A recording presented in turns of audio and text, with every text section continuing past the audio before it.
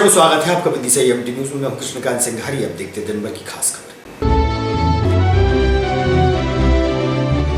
Hyundai car showroom के अंदर बाहर गोबर से लीपने पहुंचे हिंदू जागरण मंच के पदाधिकारी। कश्मीर में आतंकवाद फैलाने वाले आतंकियों को आजादी की लड़ाई लड़ने वाला बताया गया था, जताया विरोध।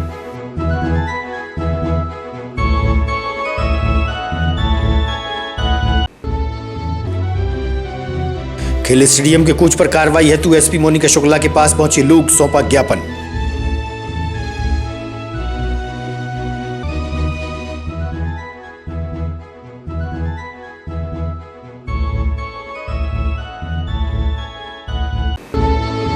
और नगर गौरव दिवस मनाने की तैयारियों के चलते भाजपा ने रखी पुरानी नगरपालिका में बैठक।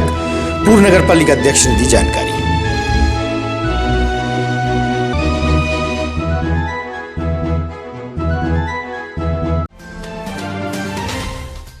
अब खबर विस्तार से। हिंदू जागरण मंच द्वारा विदिशा के हुंडई कार शोरूम पर विरोध प्रदर्शन स्वरूप बताया गया कि हुंडई कार द्वारा सोशल मीडिया पर कश्मीर में आतंकवाद फैलाने वाले आतंकियों को आजादी की लड़ाई लड़ने वाला बताया गया है।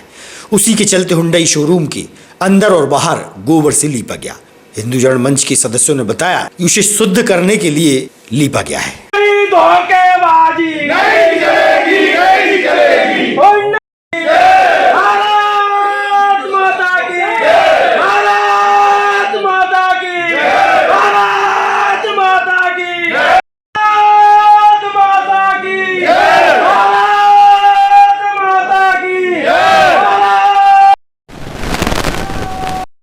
कंपनी जो दक्षिण कोरियाई की है उसके द्वारा ये ट्वीट किया गया है हुंडई के अकाउंट से, पर्सनल अकाउंट से।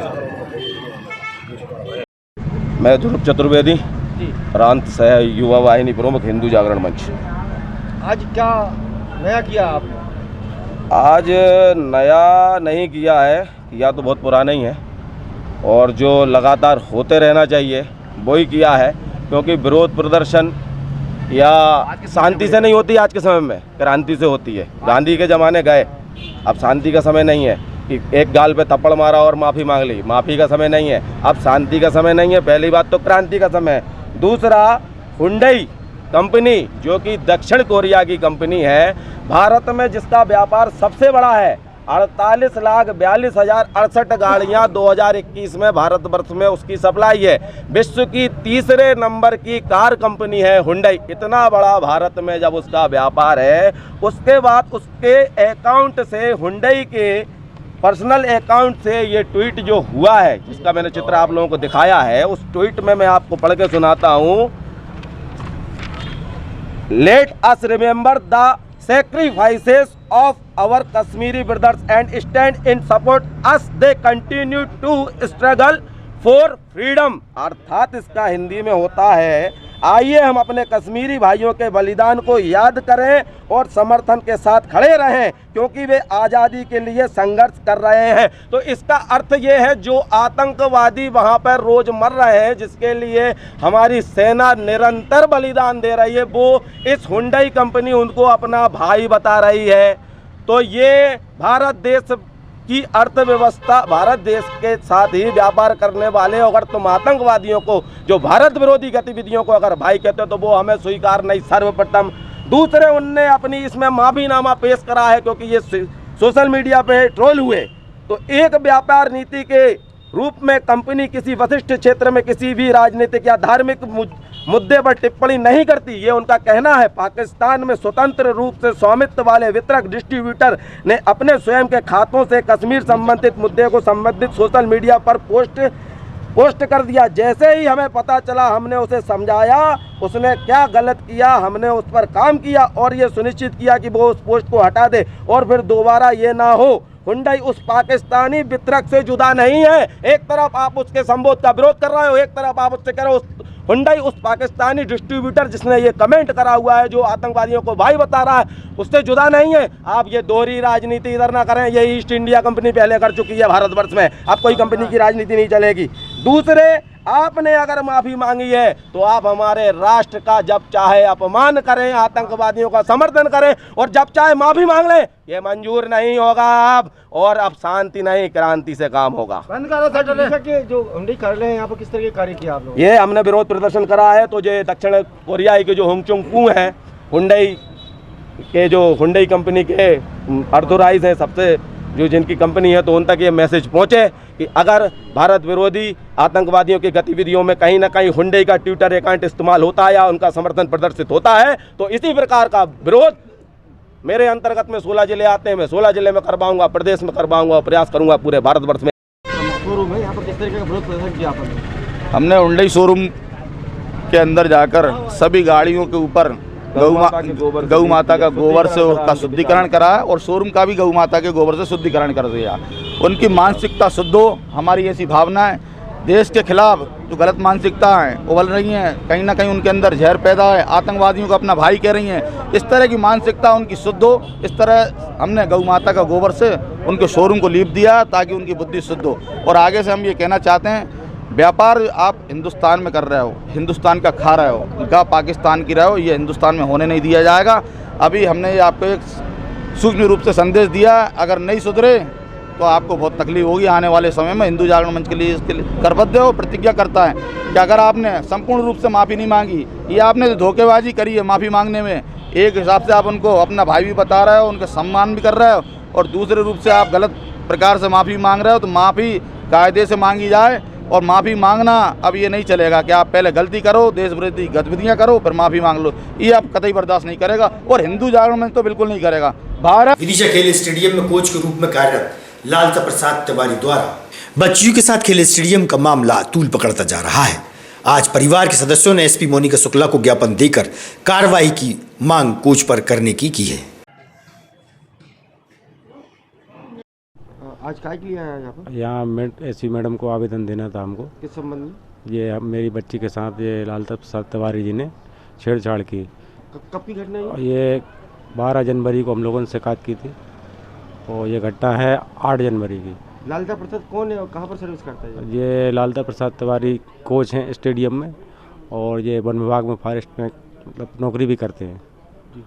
तो मैडम से भी बात हुई हमारी, और कोतवाली थाने में भी हमने दिया आवेदन, और ये सिविल लाइन में भी कंप्लेंट की है। क्या चाहते हैं आप?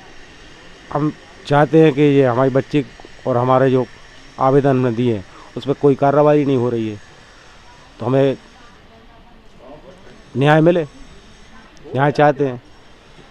विदिशा विश्राम गृह में भाजपा नगर मंडल के पदाधिकारियों की बैठक का आयोजन किया गया। भाजपा के वरिष्ठ व युवा नेता मौजूद रहे और महत्वपूर्ण चर्चाएं की गईं। और मतदान केंद्र की यदि कोई जिम्मेदारी है तो वो बतानी है, मंडल में यदि कोई पदाधिकारी की जिम्मेदारी है तो वो बतानी है, और अपना व्यवसाय शिक्षा लगातार जिले से और प्रदेश से हो रही है। उसके संबंध में हमारी विधानसभा के प्रभारी आदरणीय जिले के महामंत्री अनिल सोनकर जी उस विषय पर आपसे चर्चा करेंगे। संगठन पर्व के हमारे जिले के संयोजक आदरणीय वैद्य राजेश जैन साहब हम सबके बीच उपस्थित हैं। भारतीय जनता पार्टी मध्य प्रदेश में प्रदेश कार्य समिति के सदस्य, भारतीय जनता पार्टी के वरिष्ठ नेता आदरणीय सैलन भाई साहब हम सबके बीच में उपस्थित हैं। पुरानी नगर पालिका में नगर गौरव दिवस मनाने के संबंध में भाजपा के वरिष्ठ व युवा नेताओं की बैठक का आयोजन किया गया। 14, 15 व 16 फरवरी को रामलीला क्षेत्र में प्रतिवर्षानुसार कार्यक्रम रखा जाएगा। उक्त जानकारी पूर्व नगर पालिका अध्यक्ष मुकेश टंडन द्वारा दी गई। नगरीय विकास को रेखांकित करने की प्रेस विज्ञप्ति का प्रकाशन विज्ञापन को छोड़कर 14 रैली पब्लिक स्वच्छता श्रमदान पब्लिक वृक्षारोपण आदि उसके से निकाल कर उसको तय करें। अब जहाँ तक विदिशा के इतिहास का सवाल है तो सम्राट अशोक से लेकर पुष्पपुंज शुंभ तक कभी देश की राजधानी विदिशा रहा है। और इतिहास के बाद में अगर अपन अभी आजादी के बाद की अगर बात करें तो डॉक्टर शंकर दयाल शर्मा जी का नाता यहाँ से राष्ट्रपति है। हमारे बड़े अटल बिहारी जी वाजपेयी प्रधानमंत्री यहाँ से निर्वाचित होकर गए विदेश मंत्री। एक नई विचार धारा को शासन ने हमें दिया है। हमें आप लोगों से चर्चा करके नगर दिवस मनाने के संबंध में कैसे क्या करना है उस बारे में विचार करना है। मैं हरिपुरा निवासी गोलू सलावट ने आज प्रथा अपने ही घर में फांसी लगाकर आत्महत्या करने का प्रयास किया, लेकिन समय रहते परिजनों ने उसे बचा लिया। जिला अस्पताल में उसका इलाज चल रहा है। इस संबंध में उसके पिता से हुई चर्चा, सुनिए आप। कहाँ रहते हो? हरिपुरा। ये कौन है आपका? लड़का है, छोटा है। क्या हुआ उसको? फांसी लगा ली। किस बात से? पता नहीं साहब, मैं तो काम पे गया था। कब की घटना है ये?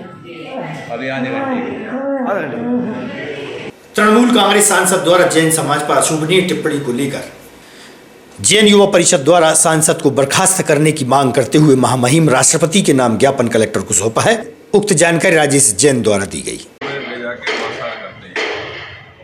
ज्ञापन है माननीय राष्ट्रपति महोदय के लिए।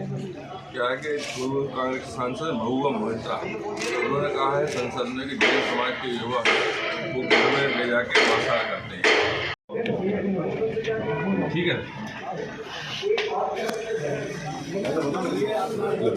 महुआ मोहित्रा ने संसद में भी बयान दिया है कि जैन समाज के युवा घर में छुप छुप कर मांसाहार ले जाते हैं और मांसाहार करते हैं।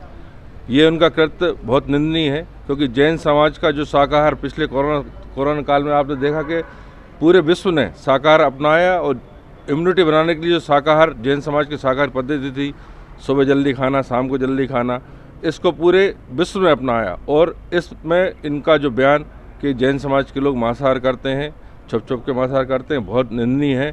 मैं राष्ट्रपति से, प्रधानमंत्री से आग्रह निवेदन करता हूं कि उनको तत्काल संसद से बर्खास्त किया जाए, उन पर कड़ी से कड़ी कार्रवाई की जाए। ग्राम विकास सामाजिक एनिमेटर संघ विदिशा द्वारा 6 सूत्री मांगों को लेकर मुख्यमंत्री के नाम ज्ञापन जिला प्रशासन को सौंपा गया है। द्वारा माननीय कलेक्टर महोदय जिला मध्य प्रदेश में सभी ग्राम सामाजिक एनिमेटर को नियमित कार्य एवं निश्चित मानदेय बाबत महोदय उपरोक्त ऐसे अंतर्गत निवेदन है कि ग्राम सामाजिक एनिमेटर मध्य प्रदेश